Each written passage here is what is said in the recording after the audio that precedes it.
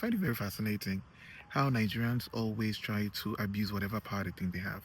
It's almost a uniquely Nigerian thing because I've dealt with people from all over the world, and even though it's human nature to feel like once you give them value or you make them realize that something they have has more value than they thought it had, they suddenly want to use that as a bargaining chip to negotiate for something, you know. But Nigerians take it to the extreme. Just even if the most mundane thing. So like even if something that could have they were doing normally before, right, without asking for anything in return, the moment you say to them, "Oh, that service that you provide for free anyway," or that thing you used to do normally anyway that you were not being paid for, oh, there's some value to it, and I want to be able to pay for it. The same person that was doing it for free under duress or by force, who thought that it was normal to do, suddenly turns around and says, "Okay, so now that you want to pay me, I have a price I want to collect for it. You were doing it for free this whole time." And it's funny because a friend of mine had the same issue, right? It goes against, let me tell you first of all what happened. The first example that this happened. So I had a friend of mine who when he moved to a new house, every time that he got new domestic staff, whether it was a maid or whether it was a security man at the gates, stuff like that, or a driver, my friend never used to get involved in how to manage those people, right? His wife used to do it, right? He just used to keep away from it and just let her handle the home affairs.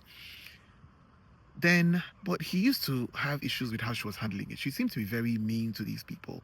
She was always trying to remind them of their place, right? So he was more open handed. He was trying to be humane. He thought that, as human beings, right? I mean, the man who is a security man is also a father to children.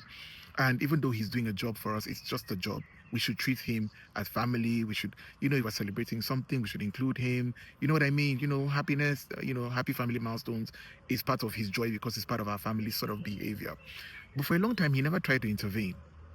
But privately, he'll tell his wife, "Why are you screaming at the house girl for every little thing? Why do you keep reminding them not to sit in the parlor and watch TV like the rest of the kids? Why do the security man can't sleep on, doze off, for instance. You overreact to the things that they do that every normal human being should be able to do." And the wife is just be like, "Oh, keep out of it. Mind your business. I know what I'm doing. These people don't deserve to be treated any better." He disagreed. One of the things that the wife used to do was that she never respected the boundaries of the domestic staff. So, if, for instance, they employed somebody to be the security man who opens the gate for them when they come home, she would try to start using him to run errands, right? So she needs to go get fuel, for instance. She would ask the security man to go get fuel. He'll come back and be at the gate and they'll say, "Oh, madam sent the security man to go and get fuel." He's like, "Why are you sending him those kind of errands? We do have people in the house who should go for those things." Or she will say, "No, but the house person, the domestic servant was doing something else I asked them to do, so I sent him, stuff like that." She'll try to use the driver as well, or ask the driver to go and help her visit her friend and take the friend's child somewhere and take the friend's grandmother somewhere. And of course, the drivers always left. They'll do all that the whole day and then they'll leave, and she kept doing it. So one day he came home and he met the security man in his kitchen washing the dishes and he flipped. He said, "Never you leave the gates again. Your gate is your post, right? I shouldn't come home and be at the gate. If someone walks into this compound today, you were not at the gate." He said, "But sir, I didn't leave the gate. I can't disobey your wife. She asked me to come and wash dishes in the kitchen. So from today, I'm telling you, never ever leave your post again. If she asks you to do that, don't do it." He laid down ground rules. He carved out everyone's boundaries for them. Naturally, the wife felt like he had subverted her authority and did not like it. Of course, they had an argument privately. And she said, "You have no right to do that." Because now they feel like, "Oh, you've come to save all of them from this wicked witch of a woman who was using them for things that were not there." He's like, "Yes, but actually, that's the truth. That's not their job. You wouldn't do anything that's not your job in the office. You would kick back. Why do you think this people tolerate it? Because they don't have a choice." Then a month later, he goes downstairs and he finds out that so the wife's car, she doesn't have a driver. The security man used to wash both cars before for free as part of his job. He's doing nothing anyway. Wakes up in the morning, washes the madam's car. His driver washes his car or takes it to the car wash, blah, blah, blah, blah, blah. He woke up one day and then the security man stopped washing the car. And the madam came and said, "Look, now you've caused a problem because the security man will not wash the car anymore." And she said, "Why are you still washing the car?" He said, "Well, the boss said I should stop. I shouldn't leave my post. That's not my job to do." He then goes to security man and says, "Look, I'm not asking you not to be nice. You know what I mean? Like to stop doing nice things. We've always treated like family. I've done things for you. We do it for you as well that you don't deserve, right? We give you food and stuff. We don't limit you to, oh, you're just a security man." And so those kind of small things was not what I meant. The security man said, "Actually, no. Now that you've mentioned it and I know that I have a right of some sort, I'd actually like more money if you want me to do those things." And my friend was flabbergasted. Everything just turned around. The security man said, "No, I actually want more money. So if you want me to wash the cars, you have to pay me a little extra." This was something he was doing for over a year for free as part of his normal work. Because the wife said, "You see, that's what I was trying to warn you about, being too nice to people. You try to treat these people as human beings, and then they turn around and think that they have some right." His argument is no, they actually did have the right. The fact that they were ignorant of that right and were doing things that they shouldn't be doing doesn't make what we were doing right. Actually, what they are doing right now, I prefer it. They shouldn't be doing what they shouldn't be doing.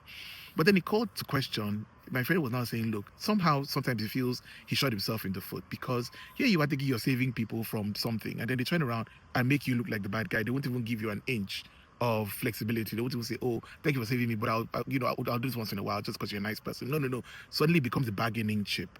The reason why this example has come back to me this week is because, as many of you know, I wrote a book recently, a couple of weeks ago. I haven't marketed the book. You know what I mean? Because actually, the people in my life, right? I'm Nigerian, right? The Nigerians in my life, they are very, I don't want to say in a bad way, but they're not my target audience for the book. That's a nice way to put it, because they're not very, they're largely mundane and pedantic, right? They think hand to mouth, day to day stuff, right? So what the people in my life often read is escapism, right? A Chimamanda novel, some scandalous thing. Do you know what I mean? Stuff like that. They will never read something as deep as religious criticism. First of all, Nigerians are very religious, so anything that criticizes their religion is like criticizing the foundation of their very being. So I don't expect them to actually be open-minded enough to understand why I wrote the book and what I wrote it for. As a matter of fact, expectedly, many of the Nigerians in my life have written me privately to say, "Why do you write a book like that? Don't you believe in God anymore? Why would you attack our faith?" So stuff like that. They haven't even read the book, but they just assume because of the title, they're offended. Those are not the people I have a problem with. I don't defend myself to anyone. I'm a creator. I've written something. I stand by what I wrote. It's how I feel. And we're all allowed to put in our opinions into the world and develop literature. That's why writing is available. You can write your own opinion as well. You can read my book and disagree strongly and then write your own to disagree with it. That's how it works. But you can't come to me and ask me to justify why I wrote a book that you're offended by. Unfortunately, that's not how it works. Literary freedom doesn't work like that.